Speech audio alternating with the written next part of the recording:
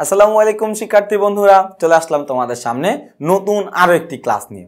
বন্ধুরা, আজকের ক্লাসে আমরা চট্টগ্রাম বোর্ড 2020-এ যে বহু নির্বাচনী প্রশ্নটি ছিল ওই প্রশ্নটি সমাধান করার চেষ্টা করব। তো দেখি বন্ধুরা, আমাদের 1 নম্বর প্রশ্নে কি বলা হয়েছে। আমাদের 1 নম্বর প্রশ্নে বলা হয়েছে, কোন নীতি অনুসরণে ঋণ গ্রহীতার সচ্ছলতা ব্যাংকের জন্য গুরুত্বপূর্ণ। দেখো বন্ধুরা, যে কোনো ব্যাংক পরিচালনা করার জন্য বা ব্যাংকিং ব্যবসায় পরিচালনা করার জন্য কিছু নীতি অনুসরণ করতে হয়, যেগুলোকে আমরা বলি ব্যাংকিং ব্যবসায়ের নীতি। ওই ব্যাংকিং ব্যবসায়ের নীতিগুলোর মধ্যে একজন ঋণ গ্রহীতাকে, অর্থাৎ যিনি ঋণ গ্রহণ করবে, তার আর্থিক সচ্ছলতা ব্যাংকের জন্য গুরুত্বপূর্ণ নিরাপত্তার নীতির জন্য। অর্থাৎ আমি যে একটা মানুষকে টাকা ধার দিচ্ছি, সে আমার টাকা পরিশোধ করার মতো সক্ষম কিনা, ওই পরিমাণে আর্থিক ক্যাপাসিটি তার রয়েছে কিনা, এই ব্যাপারটা আমাদের যাচাই করতে হবে। এবং সেটা আমরা যাচাই করি, মানে আমরা বলতে ব্যাংক যাচাই করে নিরাপত্তার নীতির মাধ্যমে। অর্থাৎ 1-এর উত্তর হবে ক, নিরাপত্তার নীতি। খ নম্বর প্রশ্নে কি বলা হয়েছে, ব্যাংক তার গ্রাহককে চলতি হিসাব থেকে জমাতিরিক্ত অর্থ উত্তোলনের সুযোগ দেয় কেন। খেয়াল করে দেখো, চলতি হিসাব থেকে জমাতিরিক্ত টাকা উত্তোলনের সুযোগ দিয়ে থাকে অতিরিক্ত অর্থের প্রয়োজন মেটানোর জন্য। দেখো বন্ধুরা, আমরা সবাই জানি যে চলতি হিসাব এটা মূলত হচ্ছে কি একটা ব্যবসায়ীদের জন্য হিসাবটি উপযুক্ত। অর্থাৎ একজন ব্যবসায়ী এই ধরনের হিসাব খুলে থাকেন। একজন ব্যবসায়ীর যে কোনো মুহূর্তে অনেক পরিমাণে টাকা দরকার পড়তে পারে, যেই পরিমাণে টাকা তার ব্যাংক হিসাবে নাও থাকতে পারে। এই কারণে ব্যাংক কি করে, তার অতিরিক্ত অর্থের চাহিদা পূরণ করার জন্য ব্যাংক কি করে, জমাতিরিক্তের টাকা উত্তোলন করার একটা সুবিধা দিয়ে থাকে। অর্থাৎ 2-এর উত্তর হবে ঘ, অতিরিক্ত অর্থের প্রয়োজন মেটানোর জন্য। 3 নম্বর প্রশ্নে কি বলা হয়েছে, কোন ক্ষেত্রে ব্যাংক ও গ্রাহকের সম্পর্কের পরিসমাপ্তিতে আদালতের সম্পৃক্ততা থাকে। খেয়াল করে দেখো, কোন ক্ষেত্রে ব্যাংক ও গ্রাহকের সম্পর্কের পরিসমাপ্তিতে আদালতের সম্পৃক্ততা থাকে।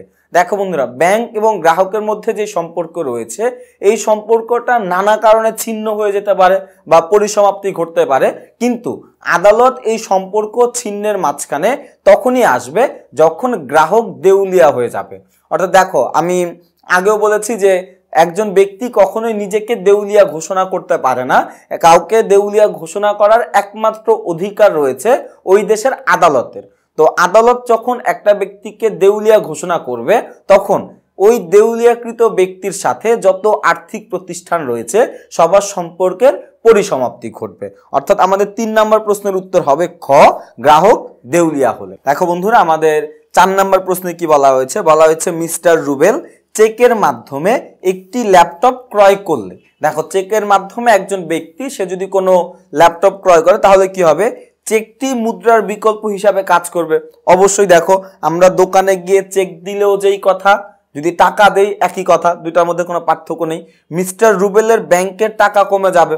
অবশ্যই সে যদি চেকের মাধ্যমে কোনো পণ্য ক্রয় করে, তাহলে ব্যাংকে তার যে জমাকৃত অর্থ রয়েছে, ওই জমাকৃত অর্থের পরিমাণ হ্রাস পাবে। তার মানে 2 নাম্বারটাও সঠিক।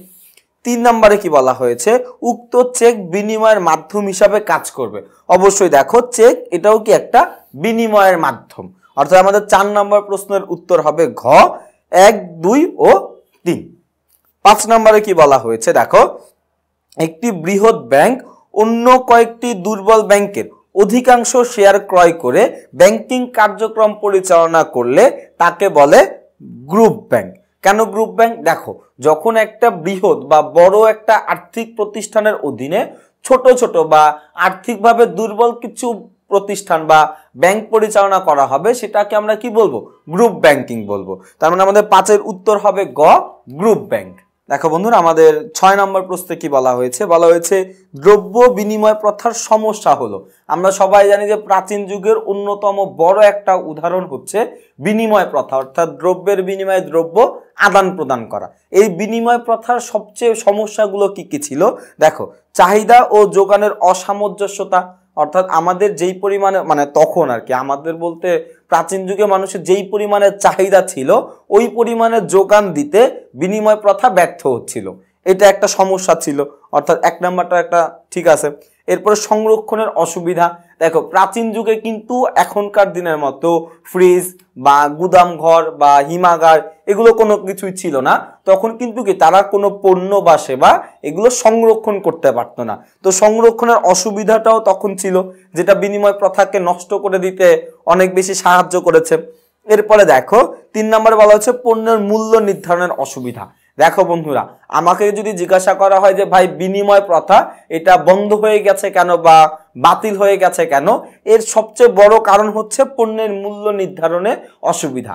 কারণ আমরা সবাই জানি প্রাচীন যুগে তখন কোনো পরিমাপক ছিল না, কোনো টাকাও ছিল না। পরিমাপক বলতে আমরা এখন যেরকম বলি যে 1 কেজি 2 কেজি বা 1 লিটার 2 লিটার, এরকম কিন্তু কি তখন কোনো পরিমাপক ছিল না।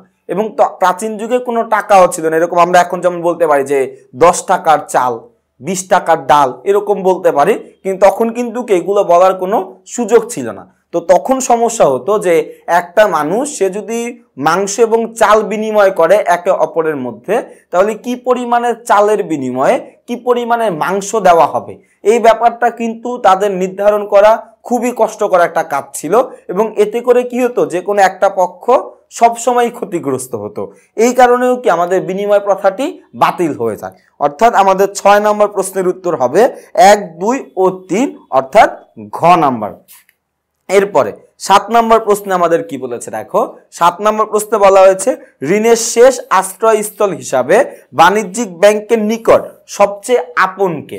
দেখো ব্যাংকের মানে ঋণের শেষ আশ্রয়স্থল হিসাবে, অর্থাৎ বাণিজ্যিক ব্যাংক তারা যদি তাদের তারল্য নীতি, সচ্ছলতার নীতি বা নিরাপত্তার নীতি যেই বলি না কেন, তাদের যেই ব্যাংকিং ব্যবসায়ের নীতিগুলো রয়েছে সেই নীতিগুলো যদি ঠিকভাবে অনুসরণ না করে, তাহলে কিন্তু কি তারা দিন শেষে আর্থিকভাবে ক্ষতিগ্রস্ত হবে, কিছুটা তারল্য সংকটে তারা পড়বে। তখন তারা কি করে, অন্যান্য বাণিজ্যিক ব্যাংকের কাছ থেকে ঋণ নেওয়ার চেষ্টা করে। যখন তারা দেখে যে বাণিজ্যিক ব্যাংকের কাছ থেকেও ঋণ নেওয়া সম্ভব নয়, তখন তারা কি করে, কেন্দ্রীয় ব্যাংকের কাছে যায়, গিয়ে বলে যে ভাই আমার টাকা শেষ, আমার এখন অনেক নগদ টাকার দরকার, আপনি আমাকে নগদ টাকা ধার দেন। তো ঋণের শেষ আশ্রয়স্থল হিসাবে বাণিজ্যিক ব্যাংকের নিকট সবচেয়ে আপনকে, সেটা হচ্ছে কেন্দ্রীয় ব্যাংক। অর্থাৎ 7 উত্তর হবে গ, কেন্দ্রীয় ব্যাংক। দেখো বন্ধুরা, আমাদের 8 নম্বর প্রশ্নে কি বলা হয়েছে, বলা হয়েছে জনাব রাতুল একটি চেক পেলেন যাতে আড়াআড়ি সমান্তরাল রেখা অঙ্কিত ছিল। রাতুলের চেকটি কোন ধরনের? অর্থাৎ দেখো জনাব রাতুল সে একটা চেক পেয়েছে, যেই চেকে এইরকম আড়াআড়ি ভাবে সমান্তরাল দুটি দাগ কাটা ছিল। এই দেখো এই আড়াআড়ি ভাবে যখন চেকে আড়াআড়ি ভাবে দুটি দাগ কাটা থাকে, তখন সেই চেকের নাম হয়ে যায় দাগ কাটা চেক। অর্থাৎ 8 উত্তর হবে গ, দাগ কাটা চেক। এরপরে 9 নম্বর প্রশ্নে আমাদের কি বলা হয়েছে, বলা হয়েছে কোন পদ্ধতিতে ইসলামী ব্যাংকিং এ গ্রাহকের জন্য যন্ত্রপাতি ক্রয় করা হয়। বন্ধুরা দেখো ভালো মতো, ইসলামিক ব্যাংকিং পদ্ধতি এবং আমাদের যে নর্মাল ব্যাংকিং পদ্ধতি দুটির মধ্যে অনেক নীতিগত পার্থক্য রয়েছে। তো দেখো আমাদের এই কোন পদ্ধতিতে ইসলামী ব্যাংকে গ্রাহকের জন্য যন্ত্রপাতি ক্রয় করা হয়, এটার উত্তর হবে মুরাবাহা।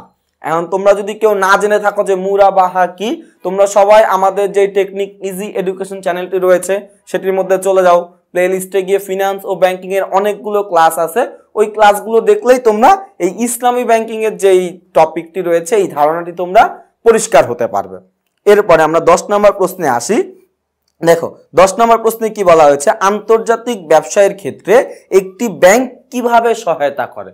বন্ধুরা আন্তর্জাতিক ব্যবসায়ের ক্ষেত্রে একটি ব্যাংক একভাবেই সহায়তা করতে পারে, সেটা হচ্ছে প্রত্যয়নপত্র ইস্যু করে। অর্থাৎ 10 উত্তর হবে ক, প্রত্যয়নপত্র ইস্যু।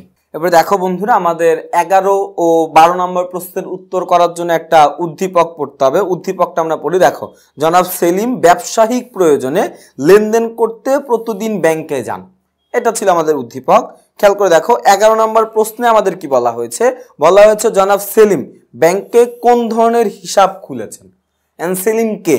দেখো সেলিম ব্যবসায়িক প্রয়োজনে লেনদেন করতে ব্যাংকে যান, তার মানে আমরা ধরে নিতে পারি জনাব সেলিম সে হচ্ছে কি একজন ব্যবসায়ী, এবং একজন ব্যবসায়ীর জন্য চলতি হিসাব এটাই হচ্ছে কি সবচেয়ে যৌক্তিক একটা হিসাব। তার মানে আমরা বলতে পারি জনাব সেলিম ব্যাংকে কোন ধরনের হিসাব খুলেছেন, চলতি হিসাব খুলেছেন। অর্থাৎ 11 উত্তর হবে খ, চলতি হিসাব।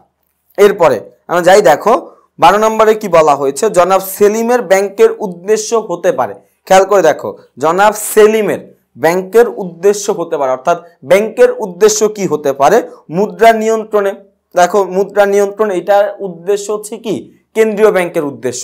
তো এটা কখনোই কি কোনো বাণিজ্যিক ব্যাংকের উদ্দেশ্য হতে পারে না। খ নম্বরে বলা হয়েছে আমানত গ্রহণ, হ্যাঁ এটা যে কোনো একটা বাণিজ্যিক ব্যাংকের উদ্দেশ্য হতেই পারে। 3 নম্বরে বলা হয়েছে অর্থ স্থানান্তর, যে কোনো বাণিজ্যিক ব্যাংক তারা কি করে? অর্থ স্থানান্তরে কাজ করে। অর্থাৎ আমাদের উত্তর হবে 2 ও 3। তাহলে 12 উত্তর হচ্ছে গ, 2 এবং 3।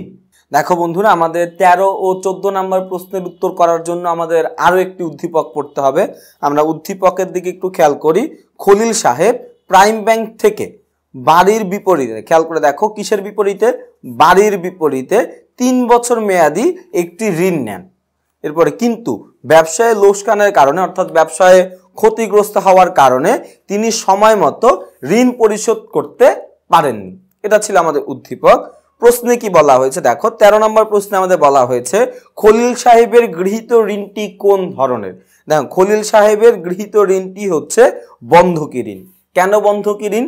সে কি করেছে? বাড়ির বিপরীতে 3 বছর মেয়াদি একটা ঋণ নেন। দেখো কিসের বিপরীতে? বাড়ির বিপরীতে, অর্থাৎ বাড়ির দলিল জমা রেখে এরপরে সে কি করেছে?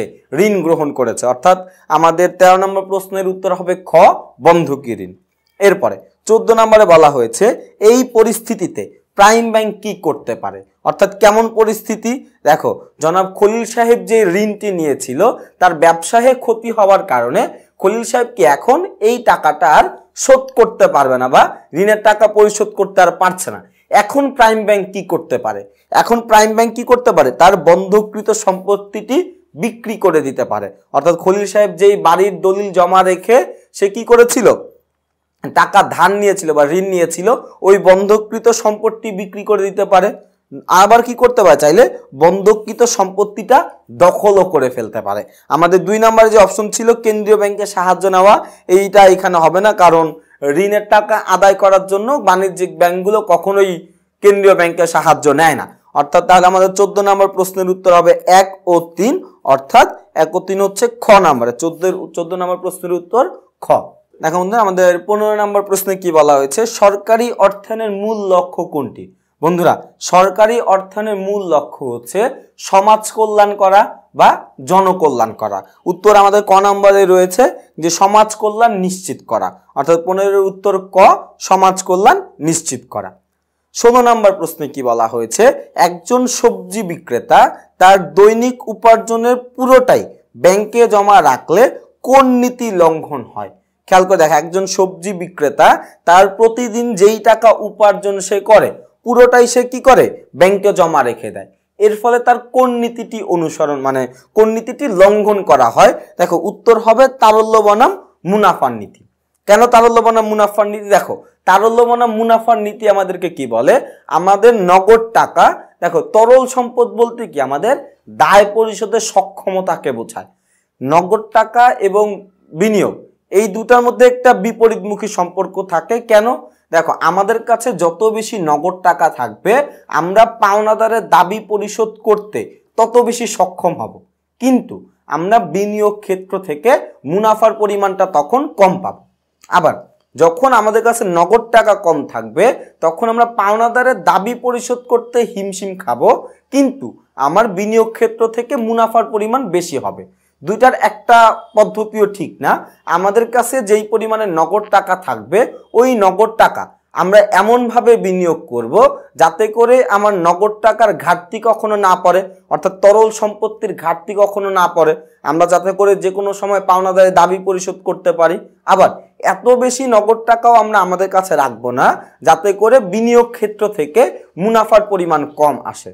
কিন্তু উদ্দীপকে যে সবজি বিক্রেতা বা প্রশ্নে যে সবজি বিক্রেতার কথা বলা হয়েছে সে যত টাকা উপার্জন করে পুরোটাই সে ব্যাংকে বিনিয়োগ করে দিচ্ছে।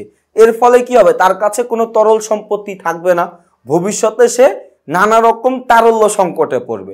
এই কারণে আমরা বলতে পারি 16 উত্তর হবে ক, তারল্য বনাম মুনাফার নীতিটি সে লঙ্ঘন করেছে। 17 নম্বর প্রশ্নে আসি। কি বলা হচ্ছে দেখো, কোন ধরনের অর্থায়নে আয় অপেক্ষা ব্যয় বেশি হতে পারে? বন্ধুরা, কোন ধরনের অর্থায়নে আয় অপেক্ষা ব্যয় বেশি হতে পারে? এটির উত্তর হচ্ছে সরকারি অর্থায়নে। কেন বন্ধুরা? বন্ধুরা আমরা সবাই জানি যে সরকার আগে ব্যয়ের খাত নির্ধারণ করে, এরপরে সে কি করে? আয়ের খাতগুলো নির্ধারণ করে। সরকারের উল্লেখযোগ্য আয়ের খাতগুলো কি? ভ্যাট, ট্যাক্স, শুল্ক, এগুলো হচ্ছে কি তার প্রধান আয়ের ক্ষেত্র। দেখো, একটা সরকার সে রাষ্ট্র পরিচালনা করার জন্য যেই পরিমাণে টাকা ব্যয় হবে ওটাই কিন্তু সে বাজেট হিসাবে পেশ করে, এবং এই বাজেটে এটাও উল্লেখ থাকে যে সে এই ব্যয়কৃত টাকাটি কিভাবে উপার্জন করবে। ওইখানে আমরা প্রায় সময় একটা কথা শুনে থাকি, সেটা হচ্ছে ঘাটতি বাজেট। অর্থাৎ আমরা যেই পরিমাণ, আমরা বলতে সরকার যেই পরিমাণে টাকা খরচ করবে তার থেকে সরকারের আয়ের পরিমাণ কম হচ্ছে, ওইটার নামে ঘাটতি বাজেট। যতটুকু টাকা কম হচ্ছে তার নামই হচ্ছে কি? ঘাটতি বাজেট। তাহলে আমরা বলতে পারি যে কোন ধরনের অর্থায়নে আয় অপেক্ষা ব্যয় বেশি হতে পারে? উত্তর হবে খ, সরকারি অর্থায়ন। এখন বন্ধুরা আমাদের 18 নম্বর প্রশ্নে কি বলা হয়েছে? বলা হয়েছে কোনটির ক্ষেত্রে অর্থের সময় মূল্যের গুরুত্ব অপরিসীম। দেখো বন্ধুরা, অর্থের সময় মূল্য সব জায়গাতেই গুরুত্বপূর্ণ, কিন্তু কিছু কিছু ক্ষেত্রে অনেক বেশি গুরুত্ব বহন করে, কিছু কিছু ক্ষেত্রে একটু কম গুরুত্ব বহন করে। দেখো, সবচেয়ে বেশি গুরুত্ব বা গুরুত্ব অপরিসীম হচ্ছে বিনিয়োগ সিদ্ধান্ত গ্রহণের ক্ষেত্রে। দেখো বন্ধুরা, আমরা অর্থের সময় মূল্য নির্ধারণ করি বা নির্ণয় করি, এর প্রধান কারণই হচ্ছে কি? আমাদের বিনিয়োগ সিদ্ধান্ত গ্রহণ করার জন্য। অর্থাৎ আমাদের 18 নম্বর প্রশ্নের উত্তর হবে গ, বিনিয়োগ সিদ্ধান্ত গ্রহণে। এরপরে 19 নম্বর প্রশ্নে কি বলা হয়েছে? লাভলি কোম্পানি 10% সুদে 2 লক্ষ টাকা ঋণ গ্রহণ করে। এখানে করের হার বলে দিয়েছে 40%। কোম্পানিটির ঋণ মূলধন ব্যয় কত? অর্থাৎ আমাদের এখন কি করতে হবে? ঋণ মূলধন ব্যয় নির্ণয় করতে হবে। দেখো বন্ধুরা, ঋণ মূলধন ব্যয় এটা নির্ণয় করার অনেক সহজ এবং ছোট্ট একটা সূত্র আমরা জানি, সেটা হচ্ছে কি? দেখো, আমাদের সূত্রটি হচ্ছে ছোট হাতের কেডি সমান সমান বড় হাতের কেডি ইন্টু 1 - টি। এটি ছিল আমাদের সূত্র। দেখো বন্ধুরা, আমাদের বড় হাতের কেডি অর্থাৎ কর সমন্বয় পূর্ব ঋণ মূলধন ব্যয়, সেটা আমাদের প্রশ্নে দেওয়াই আছে 10%। লিখলাম 10%। 1 বিয়োগ করের হার হচ্ছে 40%, অর্থাৎ 0.40। যদি এটাকে আমরা ক্যালকুলেশন করি তাহলে আমাদের আসবে 6%। অর্থাৎ আমাদের 19 নম্বর প্রশ্নে অর্থাৎ লাভলি কোম্পানিটির ঋণ মূলধন ব্যয় হচ্ছে খ, 6%। দেখো বন্ধুরা, আমাদের 20 ও 21 নম্বর প্রশ্নের উত্তর করার জন্য আমাদের একটি উদ্দীপক পড়তে হবে। উদ্দীপকটি আমরা পড়ি। দেখো, সাবান তৈরির জন্য কামাল সাহেব তার কিছু প্রয়োজনীয় যন্ত্রপাতি 7 বছরের জন্য একটি প্রতিষ্ঠান থেকে ভাড়া নেন এবং যথাসময়ে ভাড়া পরিশোধ করেন। কিছুদিনের মধ্যেই তিনি ব্যবসায় সফলতা লাভ করেন। এটি ছিল আমাদের উদ্দীপক। 20 নম্বর প্রশ্নে আমাদের কি বলেছে? দেখো, কামাল সাহেব তহবিল সংগ্রহের ক্ষেত্রে কোন উৎসের সহায়তা নিয়েছেন? বন্ধুরা, জনাব কামাল সাহেব তহবিল সংগ্রহের ক্ষেত্রে সে কি করেছেন? লিজিং এই পদ্ধতিটি তিনি ব্যবহার করেছেন, এবং আমরা সবাই জানি যে আধুনিক যুগে বিনিয়োগের অভিনব একটি পদ্ধতি হচ্ছে কি? লিজিং। তার মানে 21-এর উত্তর হচ্ছে ঘ, লিজিং। এরপর আমরা আসি 21 নম্বর প্রশ্নে। দেখো, 21 নম্বর প্রশ্নে আমাদের কি বলা হয়েছে? কামাল সাহেব তহবিল সংগ্রহের ক্ষেত্রে কোন বিষয়টিকে গুরুত্ব দিয়েছেন? বন্ধুরা, কামাল সাহেব তহবিল সংগ্রহের জন্য দীর্ঘমেয়াদী সম্পত্তির ব্যবহার এই বিষয়টিকে গুরুত্ব দিয়েছেন। কারণ দেখো, তার যন্ত্রপাতি দরকার ছিল, এবং আমরা সবাই জানি যন্ত্রপাতি এটা হচ্ছে কি? একটা দীর্ঘমেয়াদী সম্পদ। তার মানে আমরা বলতে পারি যে 21-এর উত্তর খ, দীর্ঘমেয়াদী সম্পত্তির ব্যবহার।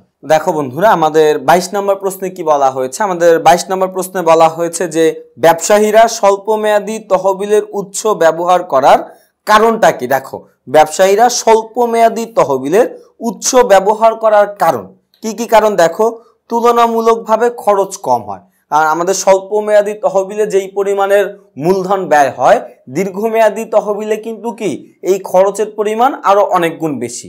এরপর দেখো, ফ্যাশন হাউসগুলোর চাহিদা দ্রুত পরিবর্তনশীল। কারণ আমাদের যেই সকল দোকানগুলো রয়েছে, ফ্যাশন হাউসগুলো রয়েছে, সেইগুলো কিন্তু কি খুবই দ্রুত পরিবর্তনশীল হয়। এই একটা কারণ আমরা কি করি?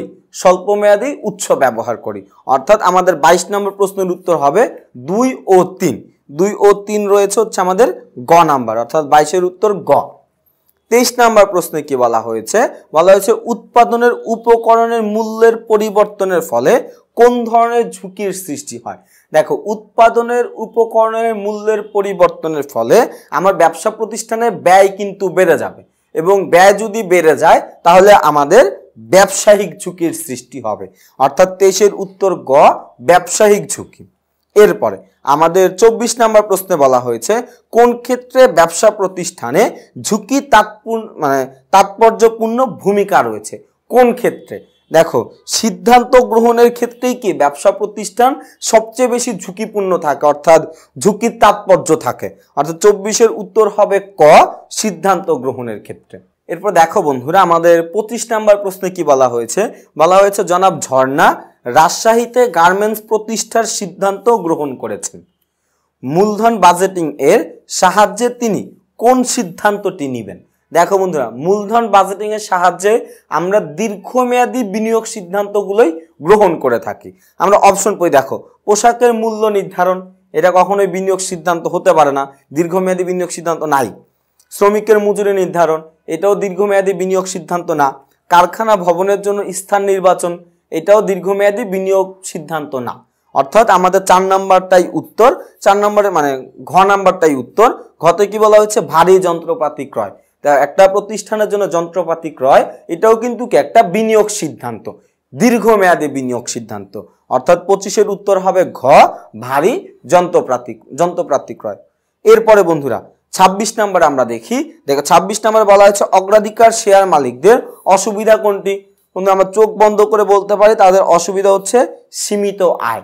সীমিত আয় কেন আমরা সবাই জানি যে আমাদের অগ্রাধিকার শেয়ার মালিক যারা রয়েছে তারা একটা নির্দিষ্ট পরিমাণে টাকা পায়। এদের টাকা পাওয়ার সাথে প্রতিষ্ঠানের লভ্যাংশ বেশি হওয়া বা কম হওয়ার কোনো সম্পর্ক থাকে না। এই যে সীমিত আয়টা, এটা যখন প্রতিষ্ঠানের লভ্যাংশ বেশি হয়, ধরে নিলাম কোনো কোম্পানি কোনো অগ্রাধিকার শেয়ার মালিক প্রতিষ্ঠান থেকে 200 টাকা লভ্যাংশ পায়। দেখো বন্ধুরা, প্রতিষ্ঠানে যদি 100 টাকাও লভ্যাংশ হয় সে কত পাবে? 200 টাকাই পাবে। প্রতিষ্ঠানে যদি 1 লক্ষ টাকাও মুনাফা হয় এরপরেও সে কত পাবে? 200 টাকাই পাবে। তো একটা অগ্রাধিকার শেয়ার মালিকের অসুবিধা হচ্ছে সীমিত আয়। অর্থাৎ 26-এর উত্তর হচ্ছে খ। এরপর দেখো বন্ধুরা আমাদের 27 নম্বর প্রশ্নে কি বলা হয়েছে, বলা হয়েছে কোন শেয়ারের দাবি সকলের উপর মেটানো হয়? উপরে বলতে হচ্ছে সকলের আগে মেটানো হয়। বন্ধুরা দেখি যে অনেকগুলো শেয়ার আছে, রাইট শেয়ার, বোনাস শেয়ার, বিলম্বিত শেয়ার, অগ্রাধিকার শেয়ার। এই 4 ধরনের শেয়ারের মধ্যে সবার আগে পরিশোধ করা হয় অগ্রাধিকার শেয়ারের দাবি। অর্থাৎ আমরা বলতে পারি 27-এর উত্তর হবে ঘ, অগ্রাধিকার শেয়ার। এরপরে বন্ধুরা 28 নাম্বারটা আমরা খেয়াল করি, বলা হয়েছে গড় মুনাফার হার পদ্ধতিতে। দেখো গড় মুনাফার হার পদ্ধতিতে পূর্ব নির্ধারিত হারের সাথে নির্ণয় হারের তুলনা করা হয়। অবভিয়াসলি আমার আগে যে গড় মুনাফার হার ছিল ওটার সাথে আমি কি করব, নতুন যে গড় মুনাফার হার আছে ওটার সাথে তুলনা করব। অতীতের সময় মূল্য, এখানে অতীতের হবে, একটু টাইপিং মিস্টেক আছে। অতীতের সময় মূল্যের গুরুত্বের সাথে বিবেচনা করা হয়, এটা কখনোই করা হয় না আমাদের গড় মুনাফার হার পদ্ধতিতে। এরপরে কমপক্ষে 2টি প্রকল্প বিবেচনা করে সিদ্ধান্ত নিতে হয়। দেখো বন্ধুরা, গড় মুনাফার হার, আমার 1 বছরের গড় মুনাফা আমি পেলাম, যদি আরেক বছরের গড় মুনাফা না থাকে বা আরেকটি বছরই না থাকে বা আরেকটি প্রকল্পই না থাকে তাহলে তো আমি তুলনা করতে পারবো না। অর্থাৎ একটা পক্ষের সাথে কখনোই তুলনা হয় না। তুলনা করতে গেলে অবশ্যই কয়টা পক্ষ লাগবে? 2টা পক্ষ লাগবে। অর্থাৎ আমাদের 28-এর উত্তর হবে 1 ও 3। 1 ও 3 রয়েছে খ নাম্বার, অর্থাৎ 28-এর উত্তর হচ্ছে খ।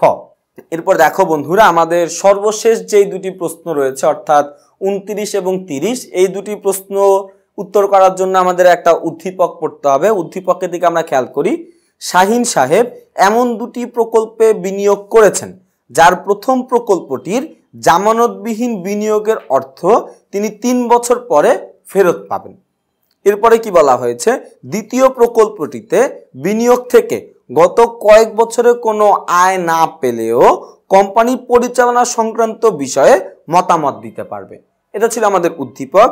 প্রশ্নে কি বলা হয়েছে, দেখো 29 নম্বর প্রশ্নে বলা হয়েছে প্রথম প্রকল্পটিতে শাহিন সাহেবের বিনিয়োগের ক্ষেত্রটি হলো, দেখো প্রথম প্রকল্পটিতে জনাব শাহিন সাহেবের বিনিয়োগের ক্ষেত্রটি হলো ডিবেঞ্চার। কারণ প্রথম প্রকল্পে কোনো জামানত ছিল না এবং জামানত ছাড়া যেই প্রকল্প সেটাই হচ্ছে কি ডিবেঞ্চার বা ঋণপত্র, আমরা যেটাকে বাংলায় বলি।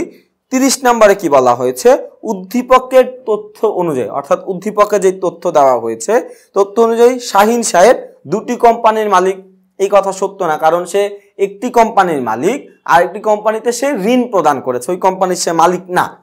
দুটি কোম্পানির সম্পত্তিতে শাহিনের দাবি একই প্রকৃতির, কখনোই না, কারণ একটা কোম্পানির সে মালিক আর একটা কোম্পানির সে পাওনাদার, দুটি কোম্পানির মধ্যে তার দাবি একই রকম না। গ নম্বরে কি বলা হয়েছে, দ্বিতীয় প্রকল্পটিতে বিনিয়োগ প্রথম প্রকল্পটি হতে অধিক ঝুঁকিপূর্ণ। এই কথাটি সত্য। কেন সত্য দেখো, প্রথম যেই প্রকল্প রয়েছে সেই প্রকল্পে তিনি একজন পাওনাদার এবং পাওনাদারে কখনোই একটা প্রতিষ্ঠানে কোনো ঝুঁকি থাকে না, কিন্তু দ্বিতীয় প্রতিষ্ঠানে তিনি একজন প্রকৃত মালিক এবং প্রকৃত মালিকেরই ব্যবসা প্রতিষ্ঠানে ঝুঁকি বেশি থাকে। অর্থাৎ আমার 30-এর উত্তর হবে, আমাদের 30 নম্বর প্রশ্নের উত্তর হবে গ, দ্বিতীয় প্রকল্পটিতে বিনিয়োগ প্রথম প্রকল্পই হতে অধিক ঝুঁকিপূর্ণ। তো বন্ধুরা, এই ছিল চট্টগ্রাম বোর্ড 2020-এ আসা একটি বহু নির্বাচনী প্রশ্নের সমাধান। পরবর্তীতে তোমাদের সাথে দেখা হবে নতুন কোনো বিষয় নিয়ে। ততদিন পর্যন্ত সবাই ভালো থাকবা, সুস্থ থাকবা। আসসালামু আলাইকুম।